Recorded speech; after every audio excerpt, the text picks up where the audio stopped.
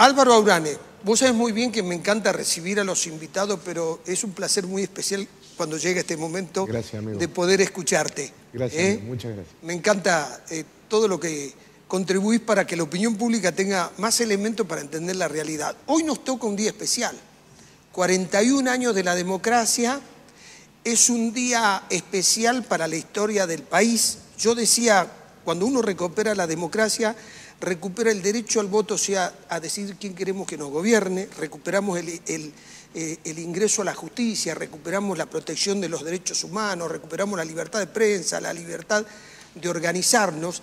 Natalio Botana dice, ojo, la democracia no es un puerto de llegada, es algo que se construye y se deconstruye. Nosotros hemos tenido avances y retrocesos en estos 41 años. Bueno, te quiero escuchar en este aniversario de nuestra democracia. Muchas gracias, Pedro querido. Es magnífica la metáfora de Botana porque justamente la democracia es un puerto de salida y la embarcación tiene que ser la república. Dicho esto por uno de los tucumanos más ilustres de la historia, como es Juan Bautista Alberdi en su célebre tratado de política, en sus estudios preliminares sobre política, Alberdi dice que democracia es sustancialmente soberanía y decisión del pueblo. Ahora, en nombre de esa soberanía del pueblo, podemos tener el gobierno de uno, podemos tener el gobierno de unos pocos, o podemos tener el gobierno de muchos, ¿no? Entonces, la cuestión es que esa materia, que es el poder del pueblo, ¿no?, sea, para evitar desbordes, sea canalizada a través de una serie de recipientes que son los poderes de la República. Es decir, solo cuando haya más república y mejor república va a haber más y mejor democracia, ¿no? Y entonces me parece que muy a menudo esta distinción o se pierde o es eludida, ¿no? Haber recuperado el voto popular el 30 de octubre de 1983, esta es la fecha en cuestión, por un lado nos pone frente a algunos requisitos que necesita reunir la democracia. Uno de esos requisitos más conspicuos es que las elecciones sean efectivamente competitivas, ¿sí? Porque si no te pasa lo que al México del PRI. Es decir, un México que técnicamente era una democracia, pero que durante 70 años lo único que ganaba era el PRI, ¿sí? En la Argentina eso no ocurre. De hecho, el 30 de octubre del 83, por primera vez, un radical gana las elecciones compitiendo contra el peronismo libre de proscripciones, como es el caso de Raúl Alfonsín. Y después le tocó gobernar al peronismo, y después le tocó gobernar la Alianza, después vino la larga década kirchnerista, pero después vino un gobierno que no era ni radical ni peronista, que es el de Macri, después volvió el peronismo, y en las últimas elecciones ganó un ciudadano que ni siquiera tenía un partido político, ¿no? Recién hace unos cuantos sábados han lanzado oficialmente La Libertad Avanza. Antes no tenían partido político. La Libertad Avanza era la coalición de 3 o 4 partidos nacionales, pero Javier Milei un partido propio no tenía. Eso te demuestra que las elecciones son competitivas, que es un primer requisito. Un segundo requisito, que se lo robo a Robert Dahl, es que tiene que haber incertidumbre en términos electorales. En un punto hay democracia si no estás seguro acerca de quién puede ganar. Si cabe la posibilidad de que gane otro. Si el resultado es abierto e incierto, si hay incertidumbre, hay democracia. Muy interesante.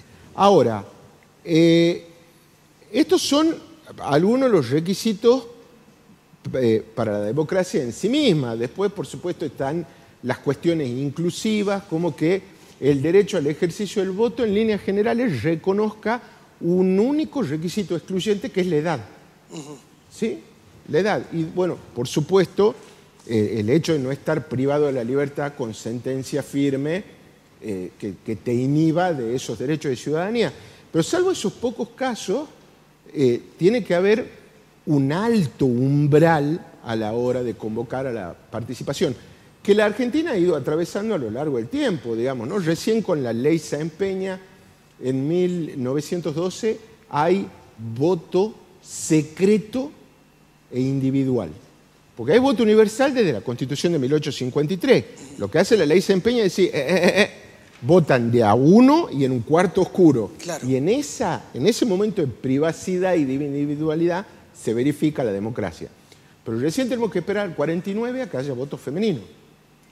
47 la ley, 49 se verifica efectivamente, digamos, el voto femenino. Entonces, digamos, hemos ido perfeccionando esa democracia. Ahora, al lado de esa democracia corre la república, ¿no? Para que el que dicta las leyes, bueno, no las ejecute y no las interprete, y así sucesivamente. El que las interpreta no las dicta y no las ejecuta, el que las dicta no las ejecuta y no las interpreta. Y en esa división del poder de la democracia, justamente lo que no tenés es desborde, ¿no? Es decir, eventualmente el Parlamento puede votar leyes que al gobierno no le gusten, eventualmente el gobierno puede vetarlas, eventualmente el gobierno puede decretar cosas que la justicia declare inconstitucionales, y vamos viendo cómo se va verificando, digamos, esta cuestión. Ahora, puestos a resolver las grandes cuestiones con las que ya estamos de acuerdo, quedan otros pequeños asuntos, como son los de desmontar la Argentina de los privilegios, ¿no?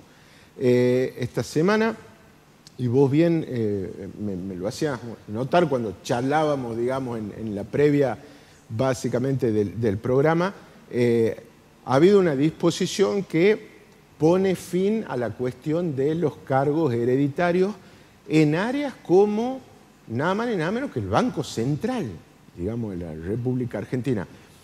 En la época del peronismo, del primer peronismo, se implementaron normas similares destinadas a poder contener a la familia, es decir, si fallecía el titular del empleo, el principal sostén del hogar, a falta de otro trabajo, podía acceder, digamos, a una fuente de trabajo en esa área. Pero claro, una cosa es que vos, no sé, recibas trabajo en áreas vinculadas a la ejecución de servicios de mantenimiento de diversas clases, y otra cosa es que lo reciba en la FIP o que lo reciba en el Banco Central. Igualmente, estas leyes de la época de Perón quedaron derogadas con el gobierno de Onganía en el 66. Llega el gobierno de Onganía y hace tabula rasa respecto de estos presuntos derechos, que hubieran subsistido en áreas como en las que acaban de ser derogadas. Es un privilegio inadmisible en una Argentina cuya Constitución, en su artículo 16, no admite privilegio de sangre y solo reclama idoneidad para el ejercicio del cargo público.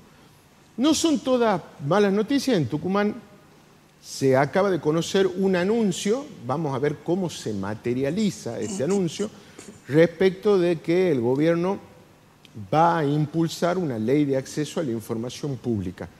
La verdad es que es un viejo compromiso del propio Osvaldo Jaldo, de los tiempos en los que quedó interinamente a cargo del Poder Ejecutivo cuando Juan Mansur asume como jefe de gabinete.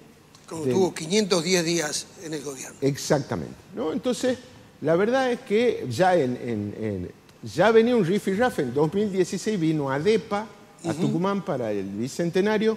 Mansur prometió una ley de acceso a la información pública, prometió adherir a la ley nacional. Después, ese mismo año, hacia octubre, hubo una reunión de ADEPA, un congreso de ADEPA en Tucumán. El gobierno cambió el discurso y dijo que iba a presentar un proyecto propio. Después, cuando viene la pelea entre Mansur y Jaldo, ¿no?, que se materializó en la interna, en la PASO de 2021, Jaldo prometió que él iba a presentar, era vicegobernador, un proyecto de ley de acceso a la información pública. Bueno, finalmente llega ahora. En buena hora que llegue. Vamos a ver en qué términos efectivamente llega. Digamos, esto se entiende, se circunscribe dentro de lo que se conoce como gobierno abierto. Claro. O sea, un gobierno sin puertas donde vos podés ingresar con determinadas condiciones a saber qué está haciendo el poder. El anuncio, una buena noticia, esperemos que se materialice el proyecto como esa misma buena noticia. Porque la democracia es un gobierno consentido, es el gobierno del consenso de la opinión pública. Esa opinión es pública en tanto refiere a los asuntos de Estado, a los asuntos de la cosa pública. Y es opinión en la medida que no necesita ser erudita. Basta con que la gente opine sobre lo que pasa en la cosa pública. Pero así como no necesita ser erudita, necesita ser informada. ¿No? Entonces, el acceso a la información pública es como el agua que busca la sed, ¿no? Vamos a tener mejor democracia en la medida que tengamos básicamente estas normas. Para el cierre, hoy me tocó asistir a un hecho insólito que es el actual presidente de la Nación, Javier Milei, denunciando que Raúl Alfonsín había participado de un golpe de Estado contra el gobierno de la Rúa para llevar a Duhalde básicamente al gobierno. La verdad es que Milei puede decir este tipo de salvajadas sustancialmente por la democracia, que entre otros, prohijo Alfonsín, se lo permite.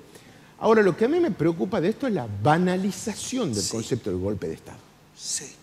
¿No? Es una interna política, no un golpe de Estado.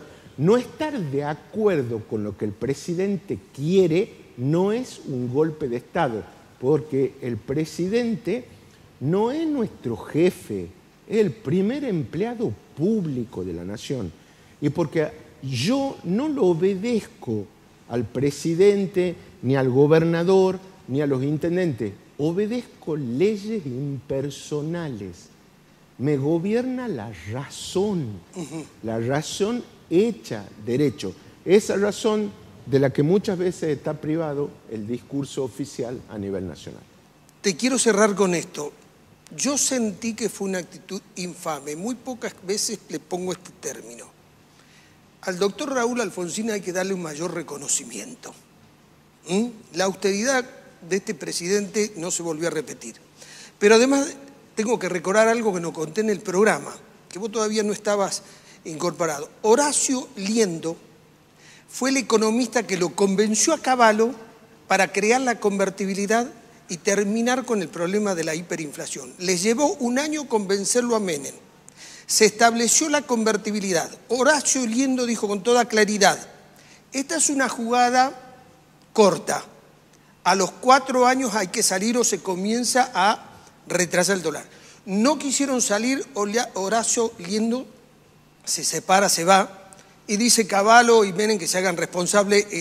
A los 5 años la convertibilidad ya comenzaba a demostrar que tenía filtraciones, escape, como esa manguera tiene. ¿Bien? Duró 10 años. Y cuando se le preguntó a Horacio Liendo qué responsabilidad él sentía, dice, ninguna. Yo la creé para 4 años, para 5 cuando más.